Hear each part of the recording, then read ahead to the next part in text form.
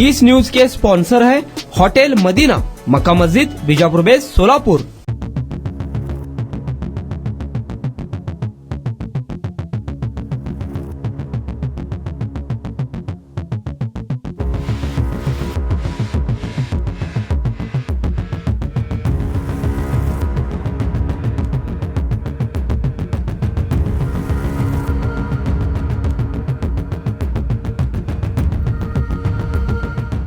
सोलापूर महानगरपालिकेच्या निवडणुका संपन्न झालेल्या आहेत आणि सोलापूरच्या इंद्रभुवनमध्ये भाजपची सत्ता या ठिकाणी आलेली आहे आणि जवळपास सोलापूर शहरात जवळपास 102 नगरसेवकांपैकी 87 नगरसेवक भाजपचे असणार आहेत। सोलापूर शहरात ज्या प्रमुख लढतींकडे लक्ष लागून राहिलेलं होतं तो प्रभाग म्हणजे प्रभाग 15। प्रभाग 15 मधून विनोद भोसले हे देखील चांगल्या मताने विजय झालेले आहेत। आता ते नगरसेवक म्हणून इंद्रभुवनमध्ये काम पाहणार आहेत। नेमका ही निवडणूक प्रक्रिया कशी होती, निवडणुकीदरम्यान कोणता अनुभव आला, या संदर्भात बोलण्यासाठी स्वतः नगरसेवक विनोद भोसले आपल्यासोबत आहेत। दादा, पुन्हा एकदा स्वागत आहे पुण्यामध्ये। नमस्कार। कशी झाली निवडणूक, काय कसा अनुभव आहे? नाही, अतिशय चांगल्या खेळीमेळीच्या वातावरणामध्ये ही निवडणूक संपन्न झाली आणि प्रथमतः मी आपल्या लोकप्रधान न्यूज चॅनलच्या माध्यमातून प्रभाग क्रमांक 15 मधील व तसेच समस्त सोलापूर शहरामधील नागरिकांचे व मतदार बंधू भगिनींचे या ठिकाणी आभार मानतो की त्यांनी भारतीय जनता पार्टीच्या या सर्व उमेदवारांना भरघोस अशा मतांनी सोलापूर महानगरपालिकेमध्ये त्यांनी पाठवलं आहे।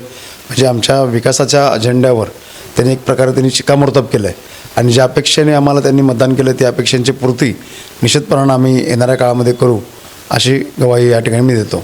दादा, जवळपास 87 नगरसेवक भाजपचे आलेले आहेत, म्हणजे एक इतिहास, एक रेकॉर्ड झालेला आहे, कसं बघताय? हा एक प्रकारे मला वाटतं देशाचे नेते सन्माननीय भारताचे पंतप्रधान नरेंद्रजी मोदी आणि महाराष्ट्राचे मुख्यमंत्री सन्माननीय देवेंद्रजी फडणवीस असतील आणि सोलापूर शहरमध्येचे आमदार मान्य देवेंद्रदादा कोठे असतील, शहर उत्तरचे आमदार विजयकुमार देशमुख असतील, दक्षिणचे सुभाष देशमुख असेल आणि सर्वात महत्त्वाचं म्हणजे ज्यांनी अतिशय 24 दिवस इथं ठाण मांडून प्रत्येक उमेदवार आपल्या घरचा उमेदवार आहे अशा प्रकारे त्यांनी जे इलेक्शन केली असे सन्माननीय पालकमंत्री आमचे मार्गदर्शक सन्माननीय जयभाऊ गोरे असतील, ह्या सर्वांनी एक प्रकारे जो गेल्या जशी 1.5 वर्षामध्ये जे विकासाचं काम केलं आहे सोलापूर शहरामध्ये त्यांच्यासमोर ठेवून नागरिकांनी एक विश्वास या ठिकाणी आमच्यावर ठेवला आहे आणि त्या विश्वासाच्या माध्यमातून जे 87 नगरसेवक आलेत। त्यामुळे मला वाटतं की आता उलटं अधिकची जबाबदारी आमची वाढली आहे। ज्या अपेक्षेने दिलं त्या अपेक्षांची पूर्ती करण्यासाठी येणाऱ्या काळामध्ये आम्ही प्रयत्न करू। दादा, प्रचाराला जाताना अनेक नागरिक तुम्हाला सांगत होते की विनोद दादा तुम्ही बिंदास राहा, आम्ही तुम्हाला मतदान करतो, आणि प्रत्यक्ष तसं निकाल देखील आहे। हो, फक्त आमचा एक अपवाद गेला की आमचा एक चौथा उमेदवार तो अतिशय थोडक्या मताने 200 मतांनी पराभूत झाला, बाबा करगुळे। नाहीतर आमच्या तिन्ही पॅनलचे तिन्ही आम्ही जवळजवळ वन साईड निवडून आल्यासारखं आम्ही आलो होतो। अतिशय चांगला असं मतरूपी दान या मतदार बंधू भगिनीने आमच्या पारड्यात टाकलं आहे आणि ज्या म्हणजे तुम्ही म्हटल्याप्रमाणे अतिशय चांगले अनुभव आले आणि जनता ही भारतीय जनता पार्टीच्या बाजूने होती, कारण की आम्ही जेव्हा गेलो तेव्हा अतिशय पॉझिटिव्ह आणि सकारात्मक नागरिकांचा दृष्टिकोन या ठिकाणी भारतीय जनता पार्टीच्या उमेदवाराला दिसून आला आहे। सलग 10-12 दिवस प्रचारामध्ये होता, वेळ देखील कमी होता, कसं ॲडजस्टमेंट राहिलं? कारण दिवसभर पदयात्रा असेल, कॉर्नर सभा असेल, मिटिंग असेल, तब्येतीकडे कसं लक्ष दिलं? नाही, आता तुम्ही आता माझ्या आवाजावरून किंवा माझ्या बाकीच्या एकंदर तुम्हाला ह्याच्याहून जाणवत असेल की निश्चितपणे वेळ कमी असल्यानंतर परिश्रम हे जास्त घ्यावे लागतात, परिश्रमाचे तास आपल्याला दुप्पट करावे लागतात आणि शेवटी कष्टाशिवाय पर्याय नाही। त्यामुळे कमीत कमी वेळामध्ये जास्तीत जास्त लोकांना भेटण्याचा आम्ही प्रयत्न केला आणि जितकं जास्त लोकांपर्यंत पोचता येईल तेवढं केलं। एक 2 मोठ्या कॉर्नर सभा आम्ही घेतल्या, एक मोठी रॅली, मला वाटतं अतिशय विक्रमी अशी रॅली आमची झाली, अतिशय मोठी रॅली आम्ही काढली आणि हे सर्व करत असताना थोडेसे तब्येतीची हेळसांड झाली असं थोडं म्हणता येईल असं काहीतरी। एकंदरीत कुठले आश्वासन आपण घेऊन मतदारांपर्यंत पोहोचलेला होता आणि आता नगरसेवक तुम्ही बनलेला आहेत, त्या आश्वासनाला तुम्ही कसं हे पूर्ण करता? मुळात विषय असा होता की त्याला 2 प्रकारचे अजेंडे होते। एक जो अजेंडा असतो तो सर्व सोलापूर शहराला समोर घेऊन आपण गेलो होतो आणि दुसरा अजेंडा असतो तो आपल्या प्रभागापुरता असतो आणि आमच्या प्रभागामध्ये संमिश्र असं मतदान आहे, म्हणजे अपार्टमेंट्स पण तेवढे आहेत आणि तेवढा चाळीसुद्धा आहेत। मग चाळींचे प्रश्न वेगळे आणि अपार्टमेंटचे प्रश्न वेगळे, त्या दोन्ही प्रश्नांचे जे आम्ही हे करून त्याच्यावर एक ठोस असे निर्णय आम्ही भविष्यकाळात घेऊ हा अजेंडा समोर घेऊन आम्ही गेलो आणि नागरिकांनी त्याला आम्हाला चांगला प्रतिसाद दिला। प्रचारामध्ये आरोप प्रत्यारोप तुफान पाहायला मिळालं. एकीकडं काँग्रेसचे उमेदवार होते आणि एकीकडं तुमचं पॅनल होतं. कसं होतं म्हणजे? नाही तर हे आता काय शेवटी जेव्हा दोन पक्ष एकमेकासमोर येतात तेव्हा हे आरोप प्रत्यारोप होत असतात आणि त्या आरोप प्रत्यारोपाचं मी त्यावेळी खंडन करण्याचा मी प्रयत्न केला आहे. आणि ज्या अर्थी आमच्या प्रभागामध्ये 3 भाजपाचे उमेदवार मिळालेत त्यामुळे विरोधकांच्या आरोपांना ह्या ठिकाणी नागरिकांनी कोणत्याही प्रकारचं थारा दिला नाही असं म्हणता येईल. चाळीत जेव्हा तुम्ही प्रचाराला जात होता तेव्हा चाळीतील रहिवाशांचा एक महत्त्वाचा प्रश्न होता की B2Bचा. त्याला आता तुम्ही कसं करणार? कारण आता खरी म्हणजे प्रक्रिया आता ते महापौर निवडीनंतर प्रत्यक्ष सुरू होणार आहे. चाळीतल्या लोकांना कसं आश्वासित?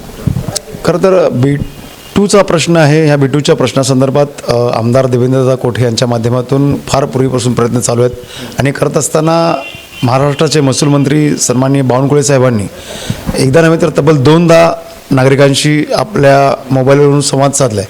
आणि हे करत असताना मला वाटतं की याच्यावर सकारात्मक असा मार्ग येणाऱ्या काळामध्ये निश्चितपणे निघेल. कारण की आमदार देवेंद्रदा कोठे याबाबतीत अतिशय आग्रही भूमिका ते मांडत आहेत. कारण की विधानसभेमध्ये सुद्धा त्यांनी तो प्रश्न मांडला होता. त्यांची स्वतःची जुनी चाळ पण B2मध्ये, माझी स्वतःची चाळ मी जिथे राहतो आहे ती सुद्धा B2मध्ये आहेत. आणि काही भाग आहे म्हणजे आमची म्हणून म्हणत नाही, पण शेवटी नागरिकांचा हा संवेदनशील प्रश्न आहे आणि संवेदन प्रश्नावर आम्ही निश्चितपणानं सर्वजण एकत्रित येऊन काम करू आणि महाराष्ट्र शासन याच्यावर सकारात्मक निर्णय घेईल अशी आशा आम्हाला वाटते. प्रभाग 15 हा काँग्रेसचा गड आहे असं बोललं जात होतं. माजी महापौर देखील उभे होते, त्यांचा पराभव झालेला आहे. ते गड उद्ध्वस्त झाले? निश्चितपणे काँग्रेसने मी मागं पण म्हणलो होतं की आत्मपरीक्षण करण्याची गरज आहे. तो गड उद्ध्वस्त झाला याला कारण असे आहेत की त्या गडाचे खरे पहारेकरीच त्या गडातून निघून गेल्यानंतर राहणार कोण खाली. कारण खऱ्या अर्थानं आम्ही काँग्रेसमध्ये काम करत असताना आम्ही ते काम केलं. मी असेल, फुलारताई असतील, बाबा करवळे असतील, आम्ही सर्व मिळून काम करत होतो. आणि त्यामुळं आम्ही सोडून गेलो म्हणून काँग्रेस कमकुवत झाली ह्या म्हणण्यापेक्षा निश्चितपणानं की त्यांना ते लक्षात यायला पाहिजे होतं की काँग्रेस ही मला वाटतं की एकंदर त्यांनी आत्मपरीक्षण करायला पाहिजे होतं की आपण इथं वीक का झालो. आता मला सांगा की काही लोक सांगत होते की मागच्या वेळी आमच्यामुळे पॅनलला आमच्या तिघांना आम्ही निवडून आणलो. पण मला सांगा मग आज त्यांना त्यांच्या 3ही उमेदवारांना त्यांना सोबत का निवडून आणता आलं नाही? याचा अर्थ आमची स्वतःची सुद्धा एक ताकद होती. त्यामुळं काही गोष्टी मान्य करायला पाहिजेत की बाबा इथं विनोद भोसलेची काहीतरी ताकद होती, श्रीदेवी फुलारांची काहीतरी ताकद होती, अंबादास बाबा करवळेंची काहीतरी ताकद होती. हे तुम्ही मान्यच करायला तयार नाही आहेत. आणि बालेकिल्ला म्हणायचं आणि मी सर्वांना आणलो म्हणायचं हे मला वाटतं कुठंतरी या गोष्टीचा विपर्यास केला जात होता असं मला वाटतं. त्यामुळं निश्चितपणानं कुठंतरी आत्मपरीक्षण त्यांनी करावं की आपण मागं का पडलो आहे. दादा, प्रभाग 15मध्ये असे कुठले एरिया आहेत की तिथं भरभरून आपल्याला मतदान मिळालं? एक अंदाज काय? सर्व स्तरातून अतिशय चांगलं असं मतदान मिळालं. मी असं कुठल्या एरियाने म्हणजे संमिश्र असं सर्व बूथवर आम्ही चाललो आहोत. त्यामुळे प्रत्येक बूथने आम्हाला चांगलं मतदान दिलं. खरं म्हणजे तर तुमच्या पॅनलमध्ये 4 उमेदवार होते भाजपचे. त्यामधून आता खराताई आलेले आहेत, श्रीदेवी फुलारे आहेत आणि तुम्ही आहेत. बाबा करगुळे यांचा पराभव झालेला आहे. गड आला पण सिंह गेला असं म्हणावं? निश्चितपणानं मी म्हणेन की गडाला पण सिंह गेला. अतिशय चांगली फाईट बाबा करगुळेने दिली आणि समोरचे व्यक्तिमत्व होते ते चेतनजी नरोटे जे 25 वर्ष या ठिकाणी ते प्रभागाचं नेतृत्व करत आहे. अशा माणसाला त्यांनी शेवटी त्यांचा लीड त्यांनी 200पर्यंत आणला. म्हणजे अतिशय काटेकी टक्कर झाली असं म्हणायला हरकत नाही. आणि थोड्याशा काही कारणांमुळं आमचा तो पराभव झाला असं म्हणता येईल. हां, शेवटी आता आम्ही परिपूर्ण प्रयत्नच केले. जर बाबा खूप असा डिफरन्स पडला असता तर म्हणलो असतो की आम्ही काहीच प्रयत्न केलो नाही. जेव्हा सीट 200पर्यंत येते 200-250पर्यंत तर काटेकी टक्कर म्हणजे आम्ही सर्वांनी अतिशय चांगले असे प्रयत्न या ठिकाणी केले होते. आता खरं म्हटलं तर सुरुवातीपासून उमेदवारी मागण्यापासून ते प्रचार असेल किंवा विविध कॉर्नर बैठका पदयात्रामध्ये बाबा तुमच्यासोबत होते. पण आपल्यामधला एक आता 4 मधला एक मावळा आता नाही आहे. काय वाटतं म्हणजे निवडून आल्यानंतर देखील तुम्ही एकदम असं चेहऱ्यावर म्हणजे असं काय आनंदी? नाही, मी त्या दिवशी मी स्वतःच जास्त आनंद सेलिब्रेट करण्याची मुळ मिळत होतो. कारण शेवटी आपला एखादा सहकारी आपल्यासोबत त्याचा पराभव स्वीकारला आहे म्हणजे आहे. पण आता चाळीत गेलो मी तेवढ्यापुरतं काही ऑप्शन वगैरे स्वीकारले आणि आता नागरिकांच्या भेटीगाठी घेतो आहे. शेवटी पराभव हा स्वीकारावा लागतो. काही ठिकाणी आपण काय गोष्टी हे केलं असेल तर ते मान्य करून पुढे जावं लागतं आणि बाबांनी सुद्धा ते मान्य करतील आणि ते निघतील. पण निश्चितपणे मला खात्री आहे की बाबांवर देवेंद्रदा कोटे यांचं विशेष प्रेम आहे. त्यामुळे निश्चितपणे येणाऱ्या काळामध्ये त्यांचं कुठेतरी पुनर्वसन केलं जाईल अशी निश्चितपणे मला खात्री. बाहेर निघत नाहीत म्हणजे एकदम नाही ते नाही कालपासून ते बाहेर पडत आहेत. कालपासून ते बाहेर पडले. नाही हां, माझं बोलणं झालं त्यांच्याशी. हां, ते आता लवकरच आम्ही भेटणार आहोत दोघं एकत्र. काय असेल विजन आता महापालिकेत गेल्यानंतर कसं तुम्ही काम करणार आहे विजन म्हणजे आता सोलापूर शहराच्या दृष्टीने नगरसेवक नगरसेवक म्हणून सर्वात महत्त्वाचा प्रश्न आहे की आता पाणी प्रश्न असेल आपला आणि सर्वात महत्त्वाचं आपल्या प्रभागामध्ये जे रखडलेली कामं आहेत गेल्या 3 वर्षामध्ये सोलापूर महापालिकेमध्ये प्रशासन असल्यामुळं जी काही रखडलेली कामं आहेत छोटी छोटी जी कामं आहेत ती कामं प्राधान्याने ती पूर्ण करणं ह्याकडं आमचा सर्वात मोठा कल असेल आणि तेच करत असताना सोलापूरच्या एकंदर सर्व प्रश्नांवर प्रशासनाला धारेवर धरणं असू द्या किंवा नागरिकांच्या ज्या अडीअडचणी आहेत त्या अडचणी दूर करण्यासाठी आम्ही प्रयत्न करू. आता तुम्ही जेव्हा खरं म्हणजे जर भाजपमध्ये गेलात तर अनेक जण म्हणत होते की बाबा तुमचं भाजपमध्ये जाणं हे कैलासवासी धर्मा भोसले यांना आवडलं नसतं, नाही विनोद भोसलेंनी हे चुकीचं केलं आहे. पण ज्यावेळेस निकाल लागला त्यावेळेस वडिलांची आठवण आली तुम्हाला? निश्चितपणे. खरं तर मी आता तुम्ही चांगला प्रश्न केलात की ते म्हणतात की धर्मा भोसले साहेबांना ते आवडलं नसतं, पण तुम्ही माझ्याशी जे वागलात ते पण माझ्या वडिलांना आवडलं नसतं. त्यामुळे ते काय शेवटी त्या भावनिकच्या स्तरावर तो विषय नेण्याचा तो प्रयत्न करत असतात. शेवटी राजकारणामध्ये तत्कालीन परिस्थितीवर निर्णय घ्यावा लागतो, कारण की माझी त्यावेळची ती परिस्थिती होती, त्या परिस्थितीवर तो मी निर्णय घेतला आहे आणि ते घेत असताना काही हित मी ते डोळ्यासमोर ठेवूनच तो निर्णय घेतला होता. आणि खरं तर हा माझा विजय 1-2 नेत्यांना निश्चितपणे मी समर्पित करेन. स्वर्गीय तात्या कोटे, आमचे विष्णुपत तात्या कोटे आणि स्वर्गीय धर्माजी भोसले साहेब आठवण आली निश्चितपणे. कारण की मागचा जो विजय होता माझा तो माझे वडील माझ्यासोबत होते आणि 1-2 व्यक्ती अशा होत्या की त्या व्यक्तीसुद्धा दुर्दैवाने माझ्यासोबत नाही आहेत. त्यात माझी पहिली व्यक्ती स्वर्गीय धर्माजी भोसले असतील, दुसरे आमचे जे बंधुतुल्य मित्र होते सन्माननीय आसिफभाई शेख असतील, त्यासोबत दुसरे माझे मित्र गौरव बाबा खरा असतील स्वर्गीय, हे तिघे पण नव्हते. कारण की मागच्या वेळी ह्या तिघांनी सुद्धा अतिशय चांगलं असं काम केलं होतं आणि माझ्यासमोर ज्या प्रचार यंत्रणेनं चांगलं काम केलं होतं आणि माझ्यासमोर हेच मोठं आव्हान होतं की हे तिघं नाही आहेत, परंतु हे करत असताना त्यांचे आशीर्वाद माझ्यासोबत होते. त्यामुळे इतर सर्व माझ्या मित्रमंडळींनी मी असेल, माझे बंधू असेल, त्यांची सर्व टीम असेल, आता मागं आमचे मित्र बसले 2-3, हे सर्वांनी मला अतिशय मोलाची साथ दिली. त्या भागामध्ये मेकाले गुरुजी असेल, दिलीप भाऊ कोल्हे असेल, सर्व ज्येष्ठ मंडळी जुन्या चाळीतले विकीभाऊ सूर्यवंशी असतील, तर म्हणजे माझ्या चाळीने तर जवळजवळ जेवढं पोल झालं आहे त्याच्या 80% मतदान मला दिलं आहे पूर्ण टोटल. त्यामुळं सर्व चाळीतील समस्त नागरिकांचं हे आशीर्वादच माझ्या पाठीशी कामाला आले.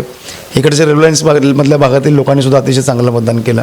त्यामुळे एकंदर हे करत असताना वडिलांच्या आशीर्वादामुळं आणि वडिलांच्या एक जे नाव आहे त्या नावाचा निश्चितपणे मला फायदा झाला आणि ह्या दिलेल्या मला संधी आहे त्या संधीचं निश्चितपणे मी सोनं करेन असं मला वाटतं आहे.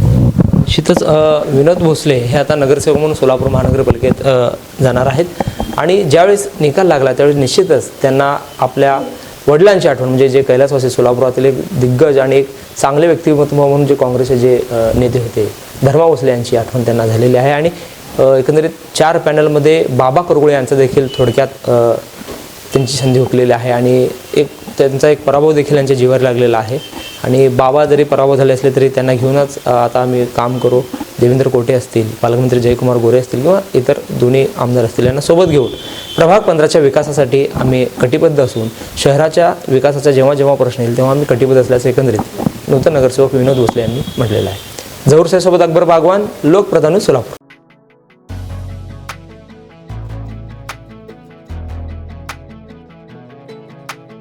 होटल मदीना, एक बार खाओगे तो बार बार आओगे.